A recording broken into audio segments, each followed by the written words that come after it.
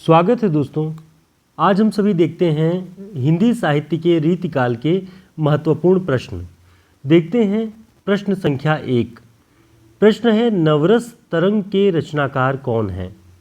Option में है यशोदानंद, बेनी बंदीजन, बेनी प्रवीण, मतिराम। तो इसका सही उत्तर क्या है? इसका जो सही उत्तर होगा वह है बेनी प्रवीण।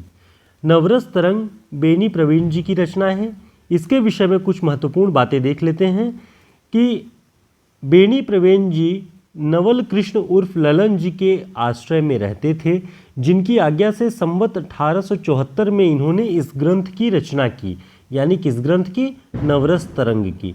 ठीक है।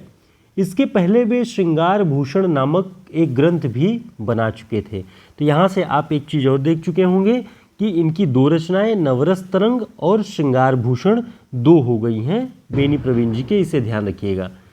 आगे देखते हैं। आचार्य रामचंद्र शुक्ल जी की पुस्तक से ये तथ्य है कि नाना राव प्रकाश नामक एक अलंकार ग्रंथ, एक नया अलंकार ग्रंथ कविप्रिया के ढंग पर इन्होंने लिखा था। किसने? बेनी प्रवीण ने। तो 3 रचनाएं हो गई। बेनी बंदीजन ने इनसे प्रसन्न होकर प्रवीण की उपाधि इन्हें प्रदान की थी। तो कभी भी पूछे कि बेनी प्रवीण को प्रवीण उपाधि कौन प्रदान करता है, तो रीतिकाल के ही कवि बेनी बंदीजन ने इनसे जो प्रसन्न होकर के इन्हें ये उपाधि दी थी। ठीक है। तो इस प्रश्न को अच्छे से तैयार कर लीजिएगा। आप रीतिकाल के महत्वपूर्ण कवि बेनी प्रवीण के विषय में काफ़ी कुछ तैयार कर लेंगे। देखते हैं अगला प्रश्न। अगला प्रश्न है ये ब्रजभाषा के मतिराम ऐसे कवियों के समकक्ष हैं और कहीं कहीं तो भाषा और भाव के माधुर्य में पद्माकर तक से टक्कर लेते हैं। आचार्य रामचंद्र शुक्ल ने यह टिप्पणी किस कवि के विषय में की है? ऑप्शन में महाराजा राम सिंह, थान कवि, पोहकर कवि, बेनी प्रवीण। तो आचार्य रामचंद्र शुक्ल जी की पुस्तक से जो बनने वाले संभावित प्रश्न हैं, हम सभी उन सारे प्रश्नों को हमारे जो आने वाले प्रैक्टिस सेट हैं उन सभी में हम देखेंगे और पढ़ेंगे। तो किसके विषय में शुक्ल जी लिख रहे हैं कि मतिराम ऐसे कवियों के समकक्ष हैं और भाषा और भाव के माधुर्य में तो पद्माकर से टक्कर लेते हैं। तो इसका जो सही उत्तर है वह है बेनी प्रवीण। बेनी प्रवीण के विषय में आचार्य रामचंद्र शुक्ल जी ने ये महत्वपूर्ण कथन कहा हुआ है। कुछ और महत्वपूर्ण बातें इस प्रश्न के बहाने हम देख लेते हैं कि नवरस तरंग बहुत ही मनोहर ग्रंथ है। उसमें नायिका भेद के उपरांत रस भेद और भाव भेद का संक्षेप में निरूपण हुआ है।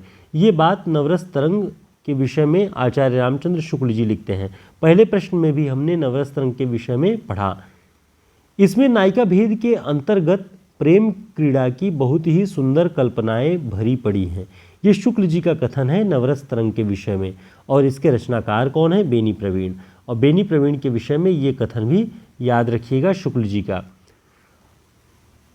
साथियों, हमारा ये हिंदी साहित्य का शॉर्ट नोट्स जो आगामी EMRS, TGT, PGT परीक्षाओं के लिए बहुत महत्वपूर्ण है। हिंदी साहित्य के शॉर्ट नोट्स में आपको बहुत सारे महत्वपूर्ण तथ्य आपकी परीक्षाओं की दृष्टि से मिलेंगे, और साथ में ये प्रैक्टिस सेट भी है। प्रैक्टिस सेट भी साथ में लेने के लिए आप हमारे व्हाट्सएप नंबर पर संपर्क कर सकते हैं और आपको ये सारे पॉइंट्स हमारे इन नोट्स में मिलेंगे जो कि आगामी परीक्षाओं की दृष्टि से बहुत महत्वपूर्ण है। देखते हैं हमारा अगला प्रश्न।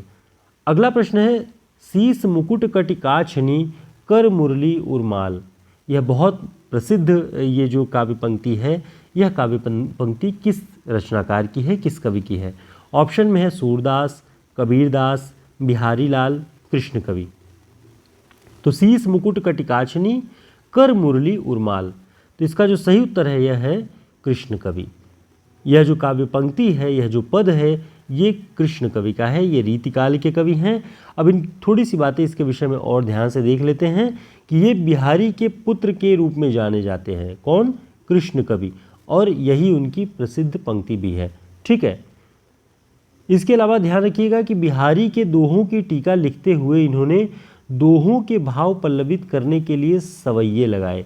यानी बिहारी ने तो दोहों में लिखा हुआ था, लेकिन इन दोहों का भाव कैसे पल्लवित हो, कैसे और बेहतर हो, उसके लिए कृष्ण कवि ने इन सारे दोहों के साथ सवैये लगाए हैं। ठीक है, उसके भाव को और अधिक बेहतर बनाने के लिए। देखते हैं अगला प्रश्न।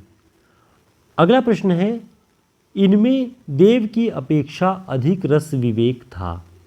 ध्यान से देखिएगा, चौथा प्रश्न, इनमें देव की अपेक्षा अधिक रस विवेक था, आचार्य रामचंद्र शुक्ल ने यह कथन किस कवि के विषय में कहा है।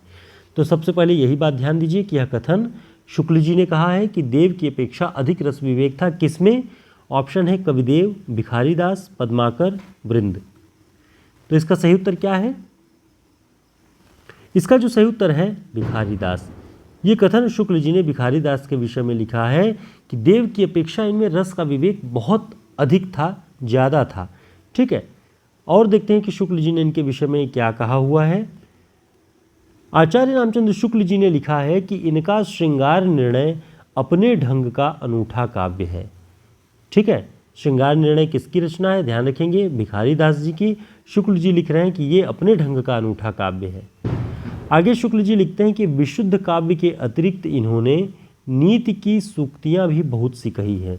यानी जो नीति संबंधी सूक्तियाँ होती हैं वो भी इन्होंने खूब सारी कही हैं। किसने? भिखारी दास जी ने, जिनमें उक्ति वैचित्र अपेक्षित होता है। तो ये कथन आप थोड़ा सा देख लेंगे जब भिखारी दास के विषय में कि शुक्ल जी क्या कहते हैं, तो ये बात और महत्वपूर्ण हो जाएगी और आपको आसानी से याद हो जाएगी। अगला प्रश्न है, विनय शतक और नखशिख के रचनाकार कौन है?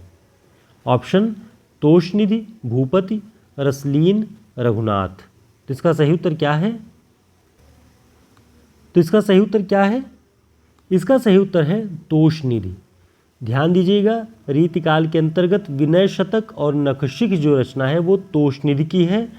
इनके विषय में शुक्ल जी लिखते हैं कि इन्होंने सुधानिधि नामक एक अच्छा बड़ा ग्रंथ रसभेद और भावभेद का बनाया।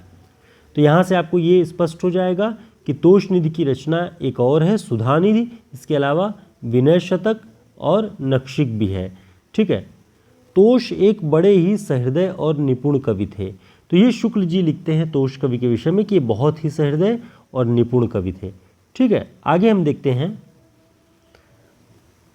अगला प्रश्न है, रसिक मोहन के रचनाकार कौन है? अगला प्रश्न है, रसिक मोहन के रचनाकार कौन है?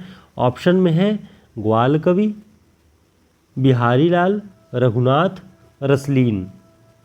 तो इसका सही उत्तर क्या होगा? ध्यान दीजिएगा, इसका जो सही उत्तर है वह है रघुनाथ।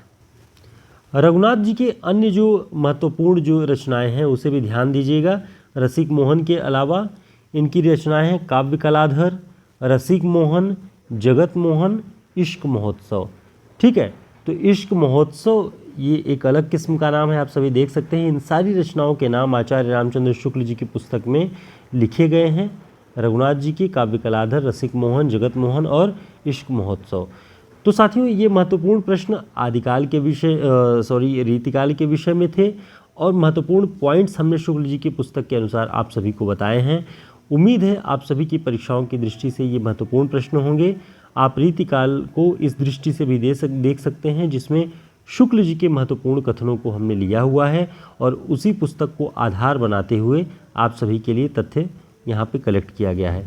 आगामी जो EMRS, TGT, PGT और UGC नेट असिस्टेंट प्रोफेसर की परीक्षाएं होने वाली हैं, उन सभी की दृष्टि से ये सारे प्रश्न बहुत महत्वपूर्ण हैं। तो इसलिए इसे अच्छे से तैयार कर लीजिएगा, रिवाइज़ कर लीजिएगा और हमारे हिंदी साहित्य के शॉर्ट नोट्स में आपको ये सारे प्रश्न, इस तरह के महत्वपूर्ण प्रश्न शुक्ल जी, बच्चन और नगेंद्र की पुस्तक पर आधारित ये कलेक्शन हिंदी साहित्य का शॉर्ट नोट्स है। और एक और हमारा जो हिंदी साहित्य का प्रैक्टिस सेट जो टेस्ट सीरीज़ हमने करवाया हुआ है TGT PGT का, ये प्रिंट फॉर्म में उपलब्ध है। आप सभी इसे हमारे व्हाट्सएप नंबर पर संपर्क करके ऑर्डर कर सकते हैं। फिर मिलते हैं एक नई क्लास में नए प्रश्नों के साथ, नए तथ्यों के साथ। जुड़े रहें, चैनल को सब्सक्राइब कर लें, वीडियो को लाइक कर देंगे यदि आपको पसंद आया हो, आपकी तैयारी में कुछ योग देता हो। डिस्क्रिप्शन बॉक्स में हमारे व्हाट्सएप ग्रुप और टेलीग्राम ग्रुप का लिंक है, उसे ज्वाइन कर लें। समय समय पे महत्वपूर्ण जानकारियाँ और महत्वपूर्ण रिवीजन क्लासेस हम उस पर शेयर करते रहते हैं। साथ ही आपको नई क्लासेस की पूरी जानकारी सबसे पहले हमारे व्हाट्सएप ग्रुप और टेलीग्राम ग्रुप के माध्यम से मिल जाएगी। फिर मिलते हैं। नमस्कार, शुभकामनाएं।